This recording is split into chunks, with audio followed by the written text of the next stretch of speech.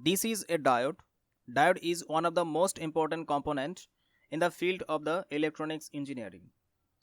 In this video, we'll know in details about diodes, so stay tuned till the end of the video. What we will discuss about diodes in this video. A diode looks like a small electronic component made of semiconductor materials. Different types of diodes are used according to the work. For example, normal diode, zener diode, photodiode. A diode has two leads, one called the anode and the other is cathode. The diode is usually covered with a resin case so that the diode does not deteriorate and stays cold. The diode has a silver stripe on one side which helps to configure the diode in the circuit. Every look at this silver band shows that it is the direction of N-type or the direction of cathode. Diodes are made by joining P-type and N-type semiconductors. Hence the diode is called PN junction diode. The diode has P-type and the cathode has N-type. P-type semiconductors have more holes. Holes in P-type semiconductors are called majority carrier. Similarly, N-type semiconductors have more electrons. Electrons in N-type semiconductors are called majority carrier. If the positive terminal of the battery is connected to the anode and the negative terminal to the cathode, then the current flows in the circuit, that is, current passes through the diode. But if the negative terminal of the battery is connected to the anode and the positive terminal to the cathode, then the current flow stops, meaning no current can flow in the circuit. Let's see in details why the diode behaves like this. In the case of conventional current, the current flows from the positive terminal of the battery to the negative terminal. But electrons flow from the negative terminal of the battery to the positive terminal. Here we will explain the diode with the help of flow of electrons. Normal conductors have a large amount of free electrons, so electrons flow through the conductor very easily. But insulator does not have free electrons, so electrons do not flow through the insulators. The outermost electrons of an atom, that is, those in the cell furthermost from the nucleus, are called valence electron and have the highest energy or least binding energy. It is these electrons which are most affected when a number of atoms are brought very close together, as during the formation of a solid. The band of energy occupied by the valence electrons is called the valence band and is obviously the highest occupied band. It may be completely filled or partially filled with the electrons but never empty. The next higher permitted energy band is called the conduction band and may either be empty or partially filled with electrons.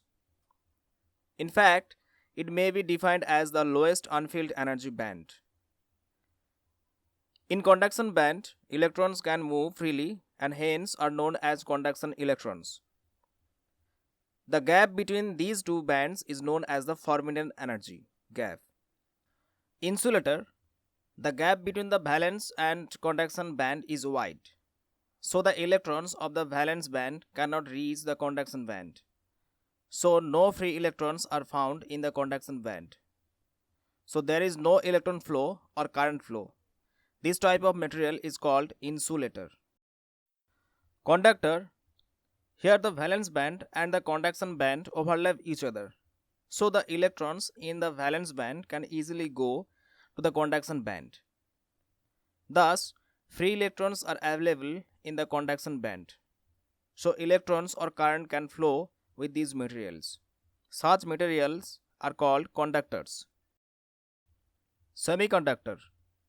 In terms of energy band, semiconductors can be defined as those materials which have almost an empty conduction band and almost filled valence band with a very narrow energy gap. So with a little bit of energy from outside, the electrons of valence band can go to conduction band. so electrons or current can flow. Such materials are called semiconductor materials. Pure silicon has almost no free electrons. So pure silicon is mixed with a small amount of any other substance to get free electrons or holes. This process is called doping. This doping can be of two types, p-type and n-type doping. It is a pure silicon. Each silicon atom is surrounded by 4 other silicon atoms. Each silicon atom wants 8 electrons in its valence shell, but the silicon atoms have 4 electrons in their valence shell. To solve this problem, they share an electron with their neighboring atoms to fulfill the desired 8 electrons in their valence shell and create a bonding to each other.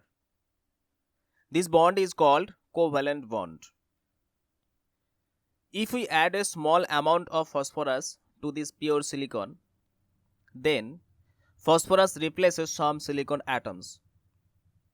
Phosphorus atoms have 5 electrons in their valence shell. As silicon atoms share their electrons to get 8 electrons in valence shell, but for phosphorus there are some extra electrons. So in this region, extra free electrons are present.